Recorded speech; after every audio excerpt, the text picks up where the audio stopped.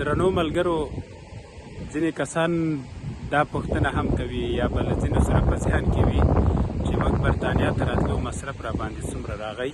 که له مصرف درته ووایم که څوک له کابل نه جلال آباد ته ځي کیدای شي مصرف ډېر پرې راسي، ځکه برطانیا ته زه یا زما سره مې د کورنۍ 4 غړي چې وو یوازې مې یو ګاډی در بس که تر هوایي ډګر دروازې او هوایي ډګر کې ما بچیانو ته ځینې خواږه واخیسته چې ټوټل به 2500 افغانیو پورې رانه مصرف سوي وي. خو په دې ورځو کې 4 شپې 3 ورځې یعنې زه بې خوبه سوم. د جمعې شپه وه، لندن نه ما ته زنګ راغی چې بهرنیو چارو وزارت نه به تا ته زنګ وهل کېږي او درته وایي به چې هوایي ډګر ته لاړ سه. نو چې ویې ویل ته به ځې، تقریبا د شپې به 11 بجې وې. دې سره زما خوب وتښتېده چې زنګ به راځي زنګ به راځي. زنګ رانغی، ورځ سوه، مازدیګر سو. مازدیګر کې چې ما ته خوب راغی، د باجه زوی مې راسره و، موبایل مې ورکړ، مالدا به ته در سره ساتې، خو که زنګ راغی ما به راویښوې. بس چې سترګه مې تله ټلیفون وسه، ویل چې زه د FCDO دفتر نه زنګ وهمه، تاسو باران کیمپ ته لاړ شئ، په هوایي ډګر کې دی. دې سره موږ هوایي ډګر ته ماخوستن 8 بجې یې دروازې ته ورسېدو. نو سهار تر 8-9 پورې هغې ځای ته ورسېدو چې نور بس اسناد کتل کېده، یعنې هغه بې قانونه خلک نور مخته نه سو تللی. خو همدې ورځ کې چې یو ځای سند ګوره بل ځای ګوره، مازدیګر سه او ماښام ټیم به و، دغسې ځای ته لاړو چې کتار جوړ و او خلک بایومټریک ته په تمه وو. نو په دې کتار کې موږ هم ځینې ملګري کېناستو، ځینې پاتې سول.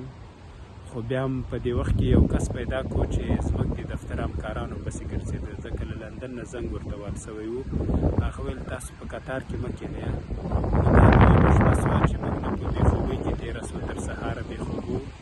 سهار هم بایومټریک وسه، بیا هم چې په تمه وو چې چېرته ځو څنګه کېږي، نورو ځایو ته یې موږ لېږلو، نومونه یې لیکل.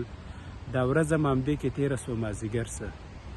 ماښام سترګه په ډوبېدو وه چې موږ الوتکې ته وختلو.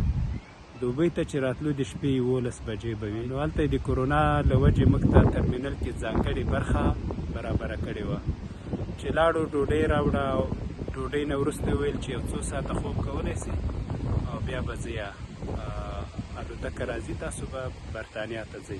اول خو خوب نه راته، بیا چې ویده کېدلو 1-2 ساعته خوب هم کړی وي چې بېرته غږ وسو چې پاڅئ. دې سره الوتکې ته لاړو. الوتکه کې 8 ساعته مزل و، خو بیا هم باور وکړئ ما خوب ونه کړ. پوهېږې خوب ما ولې ونه کړ. موږ د الوتکه کې تشناب و، هغه ته نږدې څوکۍ کې ناست وو او په همدې تشناب بېروبار وو. بالاخره دا د الوتکې عمله مجبوره سوه اعلان یې وکړي، د خدای خاطر وکړه. دا لومبی ځل ده چې زموږ سره سپرلي کیني او دومره ډېر تشناب ته ځي. نو دا خو دومره ظرفیت نه لري یا یې دومره وړتیا نه ده چې تاسو ټول تشناب ته ځئ او راځئ.